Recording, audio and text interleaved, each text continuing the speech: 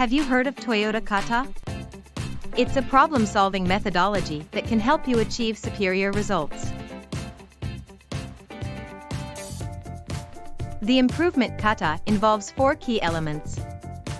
First, understand the direction or challenge. Second, grasp the current condition. Third, establish the next target condition.